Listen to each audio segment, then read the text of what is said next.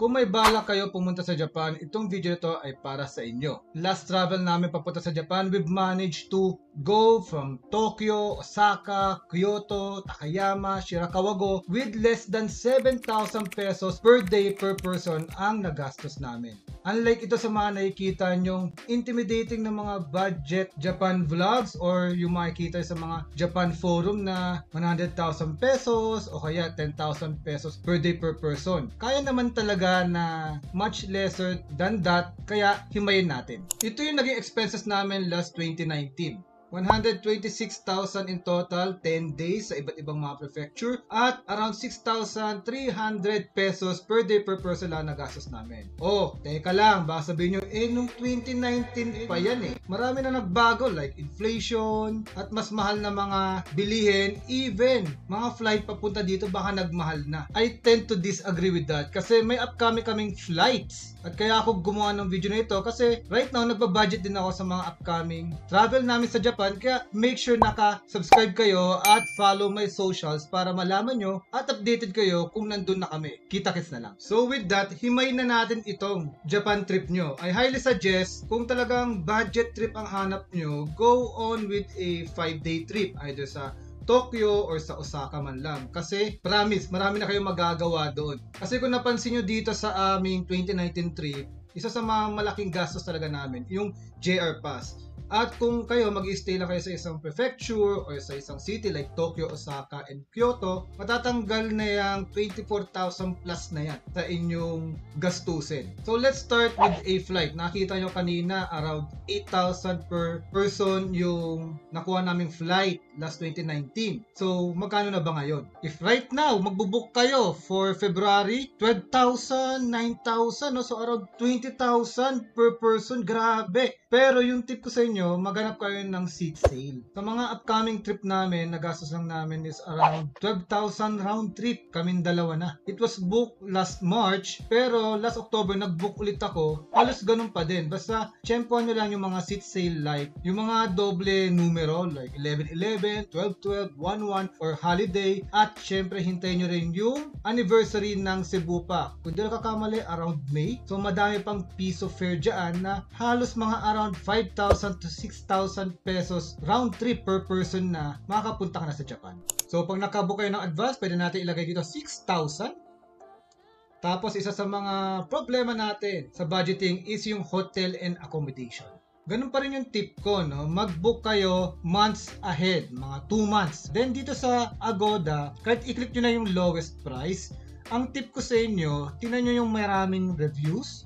Tapos maganda yung reviews. Huwag yung ganito, 1 review tapos 10 kasi baka yung may-ari lang yung nag-rate sa sarili niya, diba? So hanap tayo. So ito, highly suggest ko itong mga ganito. 8 yung review sa kanya, 8 pataas, then maraming nag-review. So Juyo Hotel, no? 1858 lang guys, no? Select room tayo. Kung trip nyo yung mga ganito, mga shared bathroom, yan, makakamura kayo. Pero meron din naman mga hotel din talaga na worth around 2,000 pesos and less. Katulad dito ni Plat Hostel, yan. So, dedebunk lang natin yung lagi sinasabi, capsule hotel mura. Pero kung titingnan nyo talaga sa mga website, may mga mas mura din na hindi capsule hotel. Kailangan nyo lang mag-book in advance. So, sabi ito, 1,952, may sarili ka ng higaan. So, syempre, may mga tax pa yan, no? So, around mga 9,400 yung 4 nights nyo sa Tokyo. So, magkaroon lang tayo ng allowance na 600 para walang butal. So, lagay natin 10,000. Then, transpo. Nabanggit ko kanina na huwag na kayo mag-JR Pass. Kung kayo mag-stay lang kayo sa Tokyo, Tokyo Metro Pass lang. So, yung 5 araw, that is around 1,100 based dun sa Klook. Ito siya guys. So, hindi po ito sponsored ng Klook or ng Agoda, pero baka naman, di ba? Yan. So, may kita niya 609,487. Ngayon, may nakikita kayong mga vlog na Suica card lang, tapos magpapareload na lang sila. Wala namang problema doon. Kasi kung na-streamline na nila kung paano sila pupunta from one point to another, ang nagagastos lang naman kasi mga around 200 yen from Tokyo Station to Shibuya. Tapos pabalik 400 yen. That is around 160 pesos. Kung 5 beses niya gagawin yon, 800 pesos. Mas makakatipid pa siya. Pero medyo hassle para pag gusto mo pumunta sa iba't ibang lugar, di ba? Tapos, pag naubusan ka pa ng load, magpapaload ka pa. Yung Tokyo Metro Pass, pwede siyang gamitin kahit saan na subway na naka-indicate dito sa coverage area nila.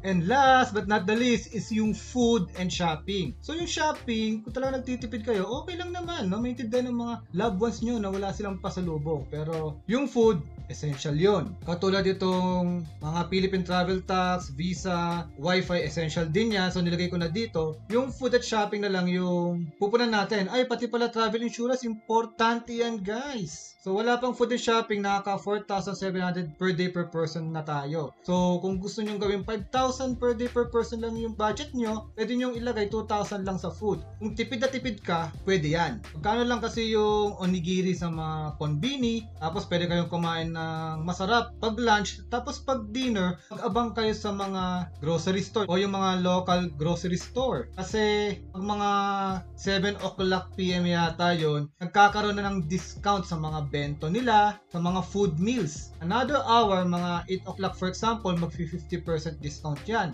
Pag nag 9 o'clock, minsan 50% discount plus buy one take one. So, you can take advantage of that kung gusto mo talagang makatipid sa pagpunta nyo sa Japan. Pero sayang naman yung Japan, no? So, ilagay natin budget nyo, 5,000 pesos sa food, then 5,000 pampasalubong nyo.